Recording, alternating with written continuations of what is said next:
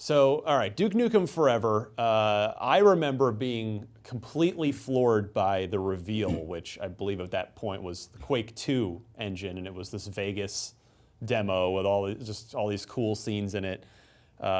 Did you know then? I'm always curious what the sort of the buildup is. Did you know you were gonna just blow the doors off the place, or is it more of a nervousness, uncertainty?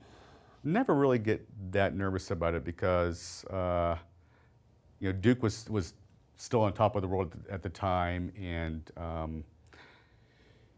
we felt like we had kind of carved out our own space with our style of 3D games, where it was way more sort of over the top, crazy, campy fun, all this kind of stuff, and that demo was clearly like that. And but still, the fact that the reaction was as good as it was amazing. We actually even got a better reaction, I think the next E3 or 2 E3s later, when we had our Unreal Engine version. I think that was 2001. That was even a better reaction. But yeah, then it basically went into vaporware hell. So yeah, I was going to ask you. I mean, when you switch engines for the first time from Quake 2 to Unreal, I mean that's a big deal from a technological perspective. Did it feel like a big deal at that point, or it's just like, well, this is what the project needs, we're doing it, and it didn't? Well, Tim Sweeney and Jay Wilbur and Mark Rain all came down and gave us a great presentation and said, yeah, it's only going to take you a couple months to switch over, no big deal. And so, yeah, we did it. And George was, thinking, yeah, this game's going to give us a lot better features, a lot better tools.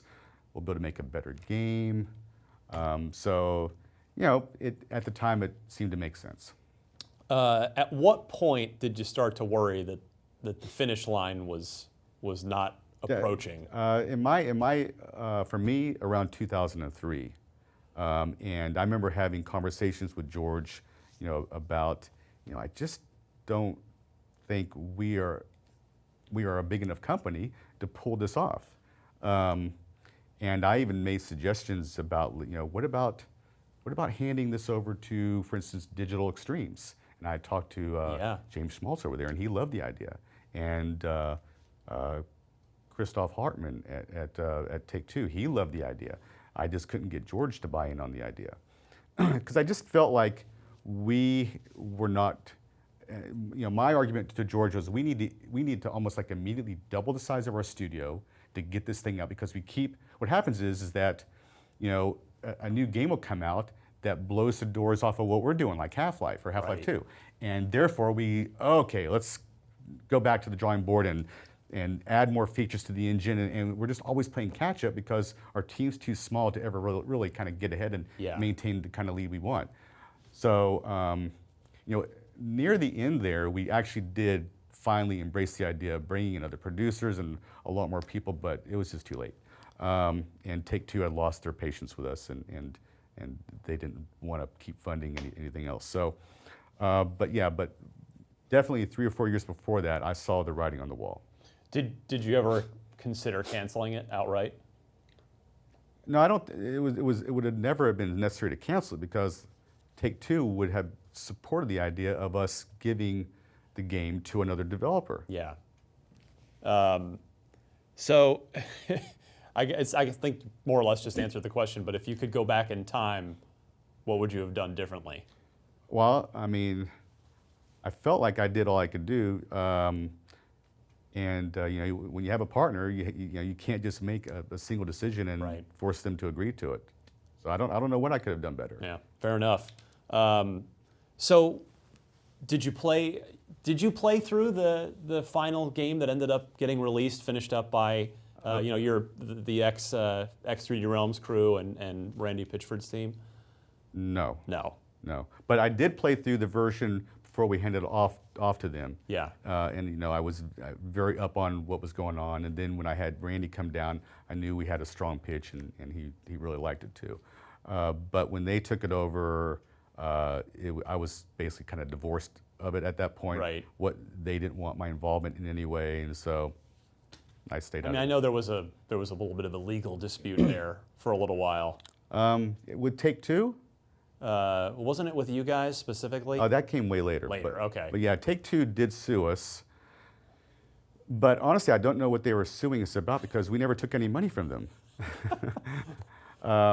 So I think, I don't know what that was going to be about. But I saw it as finally, because it did scare George, I saw it finally as a way to hand this off to another developer. Yeah. And since Randy, they were in the same, Gearbox was in the same town. Right, Randy got his start at 3D Realms. Started us, good friends, good relationship. So this is almost like a silver lining. This is like, making, lemonade from a lemon. So let's, I was like, yes, let's give this to Gearbox and let them finish the game because frankly, I don't want anything to do with it anymore. And so that's how it all came together. So not even curious to play it, you were just sort of psychologically just done. Yeah. I mean, I guess after that long, I can understand and respect that for sure. Yeah. Do you read reviews at all, or do you just try to? Oh yeah. I mean, I read a lot of the reviews. I mean, they were mostly medium kind of reviews. Yeah. There was a lot of really bad reviews, very few really good reviews. I was actually expecting, to be quite honest, Gearbox to put more effort into the base game. Mm-hmm. To really help the small team called Triptych, who were some ex-3D Realm guys. Yeah. Who were 8 of them or so, as I recall, right? Yeah. They were basically taking this all upon themselves. And when the deal was done with Gearbox, I was expecting Gearbox to add like 10 or 20 people in the short term to really kind of beef up the development muscle and and fix up a lot of the issues that were still in the game. I mean, even though it was an impressive demo at the time, there was still issues with it. But my understanding was that never really happened. Gearbox, what they did was they helped with the port. They brought in a port team. Consoles, but they basically let Triptych kind of finish up the PC version. And once again, I felt like that was an undermanned team. I give Triptych all the credit in the world for what they did. They performed, in my opinion, a miracle. A miracle to stitching together what was done to create what they did. But they needed more help for the base game. I mean, I didn't review it for OXM, but I did play through the game because I think I'm glad it's out there because I feel like it's like living history that the public got to play this odyssey of a project. No, very true. That like it's there. You can walk through it and it exists. And I appreciate that it was finally released, if for no other reason than that. Yeah. Would you want to see? Randy owns it now. Gearbox owns it.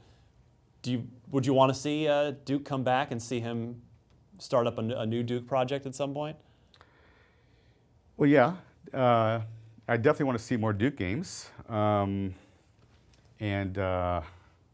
But based on like some of the lines like I've heard like that are like Duke and Bulletstorm, I don't really think they have the exact right picture of Duke's personality. I think they kind of missed the boat a little bit. So I'm hoping that if they ever do bring back Duke, that they at least get George involved for that reason, because George knows the personality inside and out, and so I think they need that help. Do you have any ideas that you've been sitting on for a Duke game? Well, I had the next one already planned out. Really? Yeah. I mean, the way Duke 4 was going to end, Duke was going to die, and it was going to be like this very kind of a tearful thing, and his commander, General Graves, whatever, was going to be there and stuff, and we were originally going to have Bombshell in the game, and anyway, so we were going to have this really kind of downer. I don't want to say downer, but he saves the day, but he dies doing it. Yeah. A little bit like, I guess, maybe Superman movie, whatever. We're Superman, but obviously he was going to come back, and so Duke Nukem 5, which was going to be called Duke Nukem Vengeance. Yeah. V for 5. Nice. We always play around with that kind of thing, Duke Nukem Forever. That we're goofy like that. So the game had a name, Duke Nukem Vengeance, and it was going to start off being a Bombshell game, and then somehow we were going to bring Duke Nukem back, like a third into it somehow, Like a reverse Raiden in Metal Gear or Arbiter in Halo 2, but the but the opposite. I like that. Yeah. That would have been cool.